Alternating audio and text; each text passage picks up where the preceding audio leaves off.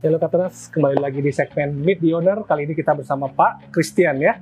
Jadi Pak Christian ini adalah pemilik mobil Innova Diesel tipe G, betul ya? Iya, Tipe G. Nah, nanti kita akan bahas mulai dari, sebelum kita masuk ke audio ya, kita akan bahas tipis-tipis nih mengenai modifikasi mesin.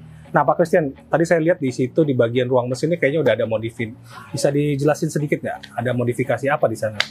Oke, terima kasih Pak Edi Ya, atas pembukaannya. Oke, ini modifikasi ringan aja untuk mesin. Ya. Fokus saya sih sebenarnya bukan untuk balap, tapi untuk kenyamanan sehari-hari saja. Ya. Jadi saya tambahkan intercooler karena Innova yang model lama ini belum ada intercoolernya. Kalau Ribbon sudah ada ya, Fortuner sudah ada, ini belum ada. Lalu ada transmission cooler juga. Filter udara juga saya ganti dengan yang KNN. Dan terakhir saya remap, jadi ada pemrograman ulang di ECU-nya. Nah, kayaknya asiknya kita bisa lihat nih sambil kita jalan. Nah, guys, jadi di ruang mesin ini udah kelihatan banget ya. Ada modifikasi sedikit di sini dan tadi udah dijelasin sedikit oleh Pak Christian. Nah, itu ada apa tuh namanya? HP-nya naik ya biasanya kalau kayak gitu. Iya. Penambahan tenaga aslinya ini 102 HP ya, bawaannya Innova ini.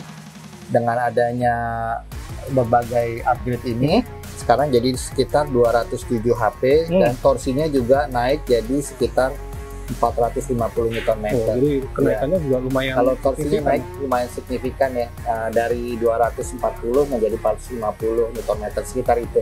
Nah, kalau misalnya untuk modifikasi begini biasanya konsumsi bahan bakarnya ada perubahan atau enggak? Nah, ini justru dengan ini kita malah pemakaian bahan bakar lebih irit itu. Oh gitu ya? Iya. Bisa jadi begitu ya? Jadi saya dengan gas kecil aja itu mobil sudah istilahnya meluncur gitu. Nah, karena saya juga fokusnya bukan untuk balap. Tapi, ya. Biasanya juga karena mungkin yang drivernya juga bisa mempengaruhi ya. Betul. Dengan gas kecil, putaran mesin rendah sudah bisa dalam kota. Jadi konsumsi BBM-nya lebih irit memang. Oke guys, jadi untuk ruang mesin juga Pak Christian ini juga udah memodifikasi ya sedikit untuk di bagian intercooler dan itunya ya. Nah, untuk kita masuk ke bagian audio nih Om. Nah, kemarin juga kayaknya ada sempat pemasangan peredam ya di bagian sini. Nah, untuk peredam kemarin kita instalasi di mana aja nih untuk peredamannya? Jadi gini, waktu itu saya belum kenal Ko Edi. Jadi untuk peredam saya pasang peredam aspal biasa ya di saat Utama waktu itu masih ada. Lalu ada pintu juga saya pasang dengan yang bahan. Kalau nggak salah juga yang aspal di luar, ya. Kalau nggak salah sih 3 lapis ya. Lalu ada bahan. Baru kenal Ko Edi, ada edukasi mengenai peredam, butil rubber dan sebagainya. Baru saya coba beli. Saya pasang lagi lapis kedua dan sebagainya. Nah, terakhir saya pasang di Ko Edi yang plafon ya. Plafon pakai merek apa ya? Donjiro apa Salon Kupis? Bukan yang Jepang itu apa? Nito ya. Nito. Itu bagus sekali karena hujan udah nggak terasa, bahkan suara hujannya malah di kaca. Iya, ini malah nggak ada. Gitu. Tadinya kaca nggak kedengeran. Jadi ya beda nih. Jadi yang berisik tinggal di kaca doang ya. Iya, betul. Oke. Nah, yang menarik di sini, ini sistemnya kita kemarin requestnya adalah all seat optimization ya. Jadi sistemnya bukan front focus, menggunakan three ways. Nanti kita akan masuk ke dalam sambil kita tes sedikit-sedikit. Oke Pak Christian, ini sistemnya kan baru nih ya, three ways. Tadinya sebelumnya kita masih menggunakan yang two ways ya. Nah, dari sekian banyak produk kemarin sudah dites, kenapa milihnya yang tipe ini? Mungkin saya cerita dulu dari boleh. Kenapa saya milih sistem ini. Oke, boleh ya? Ya, kita mulai dari sebenarnya ya. Audio itu saya sebenarnya nggak terlalu awalnya nggak punya rencana untuk upgrade mobil ini. Hanya gara-gara kita memang keluar kota tuh selalu pakai ini. Walaupun saya ada mobil lain SUV, tapi keluarga lebih senang pakai ini. Anak saya duduk di belakang komplain, Pak, kok audionya di belakang nggak terasa ya? Nggak ada suaranya. Gitu ya. Oke, kita coba bangun deh. Gimana caranya? Nah, konsultasi dengan Ko Edi, ada namanya All Seat Entertainment ya. Nah, waktu itu saya mulai dengan 2 power dulu, tanpa prosesor. Akhirnya diarahkan untuk menggunakan three way ground zero ya. Waktu itu memang saya coba-coba cari-cari berdasarkan referensi di mana-mana, merek lain ya, three way juga, namun konsultasi dengan resolusi ya, ternyata oke, ini yang paling cocok ini gitu. Dan benar, memang suaranya itu bisa halus sesuai yang karakter yang saya mau. Jadi saya bukan karakter yang jeduk-jeduk, saya bukan karakter yang musiknya beatnya keras, tapi soft, medium, vokalnya bisa kedengeran. Itu. Oke, jadi perjalanan untuk modifikasi audionya juga terbilang cukup lama ya. Jadi mulai dari sistem two ways yang sebelumnya tadi emang kita kemarin juga udah all seat juga sebenarnya ya. Two ways dengan sistem all seat yang ada suronnya ya. Betul. Nah sekarang ini lebih masuk ke sistem yang lebih ekstrim sebenarnya. Jadi kita kemarin tawarkan untuk menggunakan three way dengan sekarang, dan ada perkembangannya adalah kita udah full aktif ya. Nah kemarin juga kita upgrade prosesornya ya. Betul. Nah gimana tuh Pak? Upgrade prosesor itu ada perubahan yang signifikan nggak? Gitu. Buat saya signifikan. Karena gini, dari yang two way menjadi three way, saya ngerasa tadinya ada frekuensi yang hilang, ternyata jadi ada. Nah begitu three way dengan prosesor yang channelnya bukan full aktif ya, waktu itu ya main di pasif dari crossover. Saat itu saya udah merasa oke lah. Tapi ternyata begitu dimainkan dengan full aktif, itu beda, semuanya keluar, dan di copy memang lebih enak ya. Jadi tidak ada frekuensi yang keluar dari yang mengganggu lah ya, istilahnya noise atau apa yang keluar dari ekspektasi kuping kita gitu, telinga kita. Jadi malah kesannya lebih halus. Saya bisa volumenya saya naikkan sedikit ya tanpa saya sadar, dan tapi kita tetap bisa ngobrol di mobil. Ingat lah, mobil saya diesel, peredaman juga nggak 100%, namun itu sudah bisa membantu banget mengurangi suara mesin, tapi kita tetap bisa ngobrol gitu. Jadi emang sistem yang paling bagus itu sebenarnya kan full aktif ya. Jadi kenapa kita menggunakan full aktif? Karena untuk driver, masing-masing driver itu bisa mendapatkan tenaga yang balance sama ya. Jadi kalau misalnya kita menggunakan sistem semi aktif, terus menggunakan full pasif, itu biasanya masing-masing punya plusnya, tapi punya minusnya juga ya. Jadi untuk mobil seperti ini yang all seat ini, dengan konfigurasi ini, jadi kita menggunakan 6 channel ya. 6 channel, 4 channel mono, ya kan? Betul. Terus prosesornya juga itu menggunakan yang 12 channel, ya kan? Dan itu pun sebenarnya ada internal ampli di dalamnya, tapi kita nggak pakai karena kita pakai yang external amplifier, jadi biar lebih linear suaranya. Nah, kenapa Pak Christian bilang sekarang suaranya nggak usah volume kenceng gitu ya?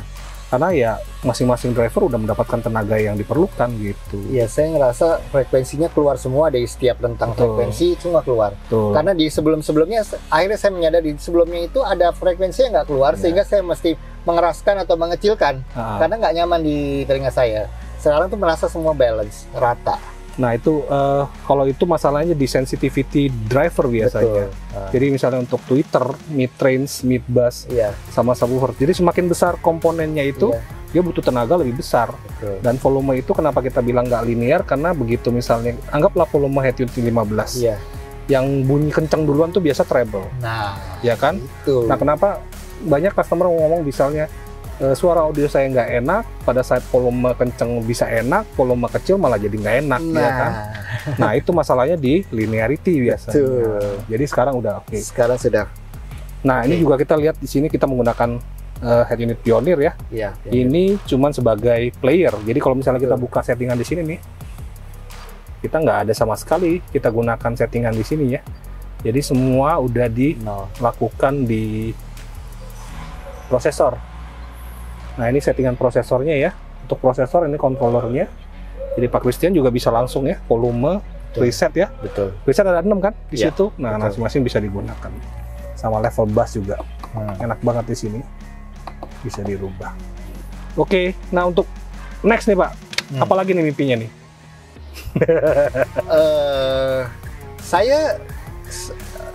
Mimpi saya adalah ini controller yang tipe berapa tadi ya?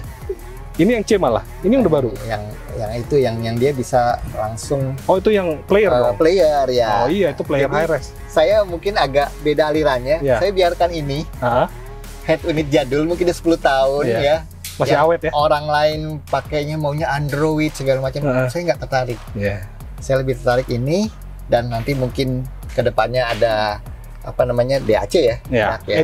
di apa ya namanya? DAP, sorry. Digital audio DAP. player gitu. Iya, audio player. Mungkin itu. Ini biarkan saja. Ya.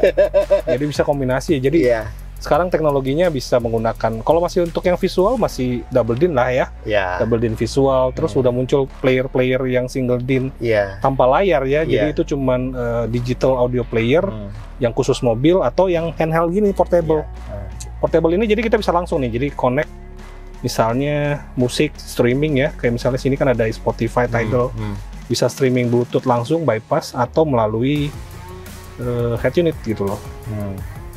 Jadi ini bisa, misalnya ini langsung connect nih DSP HD, ya ini berarti langsung connect ke playernya DSP, ya gitu. Oke nih Pak Christian, jadi ini sistemnya adalah all seat optimization, jadi di mana depan menggunakan 3 ways, belakang ada 2 ways, dan ada surround ya di bagian baris ketiga, karena seperti tadi yang dibahas bahwa ini mobil dipakai mobil keluarga ya, jadi selalu penuh sampai belakang pun, jadi kira-kira untuk soundnya juga harus memenuhi ya, penuh di bagian belakang. Nah untuk komponen nih, sepertinya komponennya ini tetap tidak memakan bagasi ya. Iya. Jadi instalasinya di bawah jok ini. Nah untuk pemakaian ada kendala nggak Pak untuk selama ini? Jadi kita ini kayaknya ada komponen ada banyak nih. Power 3, prosesor 1 ya, sama subwoofer ya di belakang ya. Nah kan ini mobil sering mobile nih. Ada kendala nggak pas penggunaannya? Ya terima kasih Ko Edi, benar-benar arrangementnya bagus ya. Dan tim ya, jadi power sama prosesor itu cukup rapi ditutup. Walaupun keluarga saya juga nggak sadar sih bahwa itu ada power, jadi naruh sepatu, naruh apa ya begitu ya. Tapi dengan cover yang sudah didesain sedemikian rupa itu aman ya. Jadi nggak ada masalah sama sekali. Jadi walaupun dipakai rame-rame juga tetap nggak ada kendala ya. Nggak ada yang komplain kakinya sempit, itu nggak ada. Nah untuk sub juga kan kita buatkan compact jadinya di situ ya. Jadi untuk pemakaian bagasi juga masih seperti normal ya, nggak mengganggu ya. Jadi saya masih muat tas-tas juga, masih dan waktu itu memang saya request speaker itu harus ada pelindungnya. Ya, ada grillnya. Jadi nggak yang open begitu. Ya, sini semua ada grillnya ya. Jadi kan? Saya naruh tas, naruh koper, semua itu tidak takut gitu. Jadi aman ya. Oke guys, jadi tadi kita sudah bahas juga sama Pak Christian ya. Jadi ini pemilik Innova ini. Jadi untuk sistem yang dipilih adalah all seat optimization. Terus kenapa memilih all seat optimization? Terus pemakaian untuk harian juga ya, harian daily audio.